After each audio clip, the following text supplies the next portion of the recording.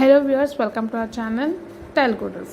So viewers, ఇవాళ మీకు useful అయ్యే వీడియో చెప్తున్నాను, అందుకోసమే స్కిప్ చేయకుండా చూడండి.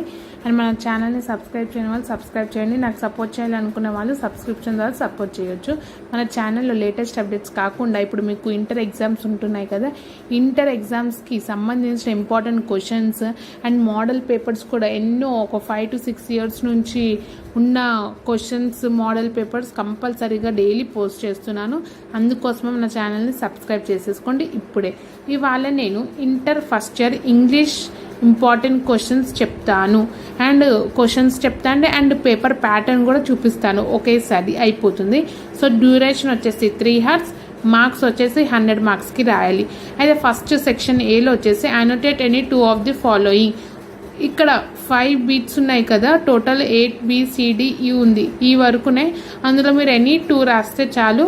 ఒక్క ఆన్సర్ 4 marks ఉంటుంది. 2 into 4 = 8 marks. ఫస్ట్ బీట్ అయిపోయింది. నెక్స్ట్ బీట్ కూడా సేమ్ అదే. అనోటేట్ any 2 of the following in above 100 words each. So total 5 ఉన్నాయి. అందులో 2 answers రాస్తే చాలు. ఒకటి 4 marks. 2 into 4 8 marks వచ్చేస్తాయి. నెక్స్ట్ థర్డ్ బీట్ కూడా అలాగే 5 ఉంటాయి. అందులో ఎనీ 2 రాస్తే చాలు. అది కూడా 100 words ఉండాలి. 4 marks. 4 marks అంటే ఒక 1 page అంత రాయాలి. 2 into 4 8 marks. Same third and fourth beat కూడా సేమే. ఓకేనా? 5 ఉంటాయి. సేమ్ 2 answers అటెంప్ట్ చేయాలి. ఒక్క ఆన్సర్ వచ్చేసి 4 marks ఉంటుంది. 2 into 4 8 marks అనేది వస్తాయి. ఇలా 5th బీట్ వరకు అన్నీ అలానే ఉన్నాయి. ఆన్సర్ ది ఫాలోయింగ్ అన్నీ.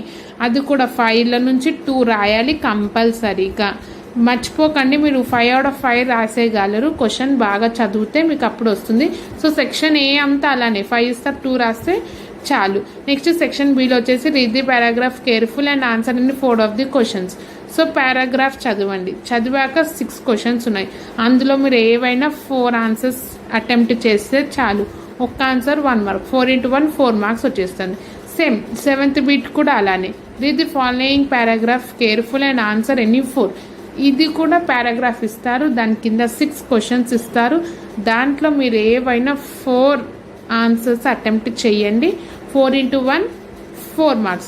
సో ఒక్క ఆన్సర్ వచ్చేసి 1 mark ఉంటుంది.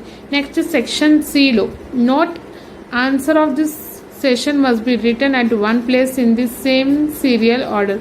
సో మీరు ఎక్కడ రాసింది ఒకే లైన్లో రాయాలని చెప్తున్నారు. ఫస్ట్ బీట్ వచ్చేసి match the following. Second bit వచ్చేసి identify the parts of speech. ఎన్ని 8 రాస్తే చాలు. పార్ట్స్ ఆఫ్ స్పీచ్ 10 ఉన్నాయి కదా, ఎన్ని 8 రాస్తే చాలు. ఒకటి 1/2 mark ఉంటుంది. 8 into 1/2 = 4 marks. Next 10th beat కూడా అలానే.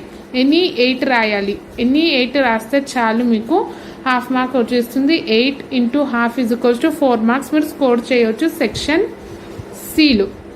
నెక్స్ట్ సెక్షన్ సిలో కూడా fill in any 8 of the following blanks with suitable propositions. So prepositions అంటే మీకు ఆల్రెడీ తెలుసు, అవి చేయొచ్చు. అన్నీ మీకు మ్యాక్సిమం వచ్చేసి ఆప్షన్స్ చాలా ఇచ్చారు. ఎన్ని 4 అని అంటున్నారు, ఎన్ని 2 అంటున్నారు. సో మీరు ఆన్సర్స్ రాసేటప్పుడు క్వశ్చన్ బాగా చదవండి. ఇప్పుడు నేను చదువుతున్నాను, వినండి. 13 rewrite any 4 of the following sentence as directly. So 6 ఇచ్చారు. 6లో ఏమైనా 4 రాయొచ్చు.